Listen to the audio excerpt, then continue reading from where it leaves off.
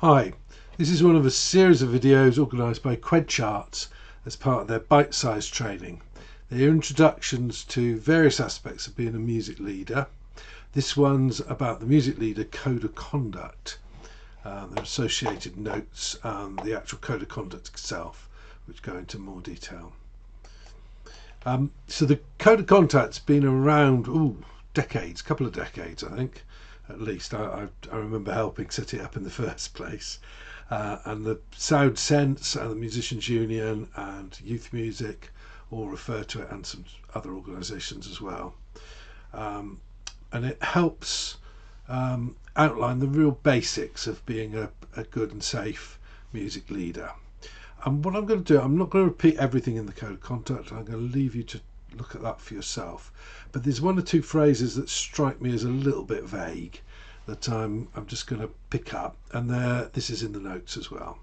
So it talks about appropriate knowledge and skills. And when I see that phrase appropriate, well, how do you know what is and isn't appropriate? So hopefully this will fill it in a bit. When you're asked to do a bit of work by another organisation or by a school or by a health setting or whatever, read all the information. That's knowledge that you really, it's in front of you on your pieces on your contract. Do a bit of background research, find out about the organisation that's employing you or the setting where you're going to be working, and ask questions. Any manager, and I've been a manager for I'm not now anymore for very much, but I have for many years. Managers prefer people that ask a few questions, because at least we know that they've read the contract. So don't be afraid to ask a few questions. Not questions that arise because you haven't bothered to read anything. That's just annoying. And be honest about whether your knowledge, skills and experience match what is expected. If you think there's some areas that they talk about in the job description or the specification that you're not sure about, again, be honest about it up front, and the manager will help you, and they'll help you assess whether you really match up. There's no point going into a piece of work that you're really not good enough for, but you may. A lot of people don't feel they're good enough, and actually they're brilliant. So check it out, and have a bit of courage and ask, but be ready to be told, well, maybe this isn't for you, Nat. That's not a problem, really, hopefully. You don't need to already know everything. Learning on the job's great. All of us, certainly when I was starting, there were no courses in community music, or very few, and we all learnt on the job. And learning on whatever course or training you've gone, there's a lot of learning that you'll do on the job. That's where the real learning gets going, I think. And it keeps things fresh and alive. Throughout my career, I've loved researching new bits of music, different ways of teaching, and working in different settings, working with old people. Early years, I think, is the one I found the hardest, but we're all different. Other people I know are absolutely fabulous at the early years and have no problems. I'm doing quite a bit of primary stuff at the moment, which I hadn't done much of before. I'd done mostly teenagers. And yeah, there's a few gaps in my skills, and I say to the teachers, how am I doing? And usually I seem to get pretty good feedback, so hopefully that's all right. The most recent one, where I was working with year 6, the teacher just disappeared and left me to it, and I did check out afterwards, was that because you were really busy, or was that because you felt confident that I was okay? And she said, no, I did watch you carefully and decide that you were okay before I disappeared. But yes, I am busy. So it's always good to be learning. So that's fine, but be honest with your manager, and discuss it. Yeah, discuss it. That's full stop. So next one: appropriate attitude, behaviour, and dress code. So whatever you expect context, you need to respect the people you're working with, your participants, your colleagues, and I just think it's absolutely critical. It's a community music value, it's a human value, to whatever the apparent status of the people, the caretakers, the receptionists, the cleaners. Just respect people, and people see how you act. So you need to care about the work and the outcomes. If you've got a love of music and you want you love people and you want to see people enjoy music, then that will shine through. Turn up in good time, with everything you need, and that often needs a lot of planning. Parking nowadays gets very complicated. A lot of school sites are completely closed off after the start of the school day. You can't park in their car park. It varies, but be prepared. Find out. Talk to the receptionist. Find out. Look on Google Earth. We've got a lot of stuff that we got nowadays that we certainly didn't have when I started out. And observe. Use your powers of observation from the very beginning. What's going on when the teacher's just finishing off the previous lesson with a class, or when you're walking into a hospital to just meet someone, or whatever the setting you're in. Observe and learn. Who's got power? How they're using it? Who's engaged? Who's not engaged? Who are the ones that the teachers or whatever are forever jumping on for misbehaviour? It's probably my son. Communicate with your manager, with the staff on the ground, with admin, with all those other people, and then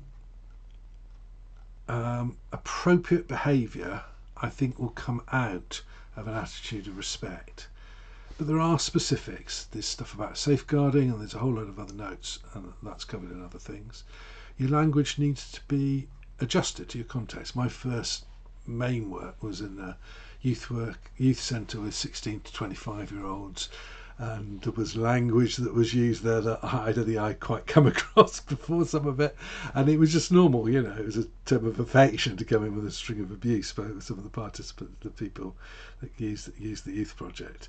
When I was working in schools, it's a very, very different context, and you have to be much more careful. And in songwriting, you have to tell young people that they can't use certain phrases in songs, or they can bleep them out or whatever.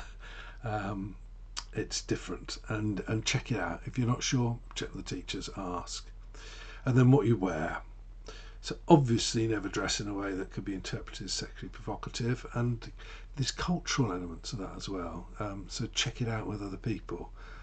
We all come from different culture and different cultural backgrounds and have different ideas as to what's right. So just check out, and particularly bear in mind different faith traditions. So that then the last one is most venues that you work with, and particularly the more structured ones like schools and hospitals, will have protocols about signing in and out, or wearing a lanyard, remembering to wear it, whether you return it at the end of the day. Is really annoying people that wander off with the lanyards. Having said that, I got a funny feeling that's a Quench one on the door behind me. I'm allowed to have that, but I've got one or two on the hooks downstairs. Usually the schools change name before I get around to taking it back, but that's another story. So schools, you quite often are not allowed to wander around on your own. Dress code can be quite specific in schools. Some schools insist that even visiting people men wear ties, but most are more relaxed for visitors. Primary schools tend to be more relaxed, but it varies. And bear in mind, when you're working with little ones, you'll need to get down on the floor, get down and sit and kneel. Certainly the Key Stage 1 classes I go on to, there's no chair. I have to sit on a table. There's no chair that I can get down on, but I do have to get down on my knees sometimes, just to make sure there's something to push me up. And what you're called, just check. Some schools like everyone to be called Mr. or Ms, and your surname. I frequently get called Miss because the kids in the primary school don't have any male teachers. I just think it doesn't really bother me. They call me what I like. I really prefer to be called by my first name, and some schools will do that, but it sometimes just confuses the kids because it's not what they're used to. So the role of the teacher or music leader, it can vary. Usually a teacher or a teacher assistant will stay in class, check with your manager before you start the work. Sometimes it's a requirement, particularly with unexperienced music leaders, and particular context, the teacher has to stay in there, and that's part of the insurance setup and all sorts. That doesn't mean they will. You might have to be quite firm about that. They're usually under huge pressure, and any chance they get to catch up with an absurd amount of paperwork they have to do, they'll usually take it. Be kind to them, but you might also need to be firm and get your manager to do the stuff.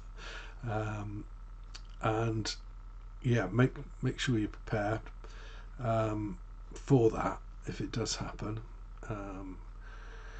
So in a health setting, there can be hygiene issues and controls over what you wear and things like that, and the charge nurse or matron of a ward will very much be in charge of that. Check with them if you're not sure, and that can impact on equipment that you might need cleaning down, particularly stuff that's touched by patients, or so the infection can be a big issue. Doctors have a lot of power. They're under huge pressure. Sometimes they'll just sweep in the middle of your session. I've seen this happen, and just push people out of the way, or just assume that people get out of the way, and you've just got to get out of the way and then carry on afterwards. Ward staff usually know what's likely to happen and tell you, and sometimes participants aren't well enough to do sessions. Certainly in mental health settings, just be sensitive to that. It can be really, there's usually so I tell you what, some of the best work I've done with people has been not the person I went in to work with, but someone else, because the person I was going to work with had just kicked off or something. I used to work with pupil referral units with kids that had been excluded from school. Someone else, they go, oh yeah, there's this quiet kid who's really depressed. Can you do anything with them? And they just leave you to get on with it.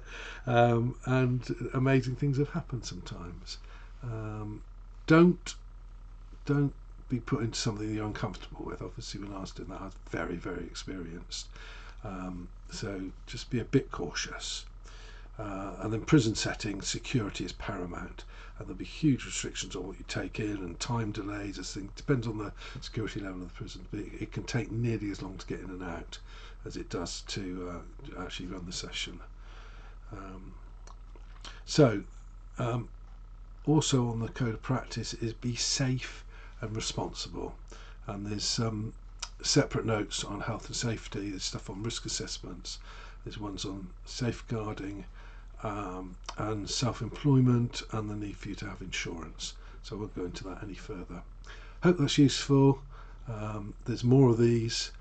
Check them out on the Quench website. Thank you.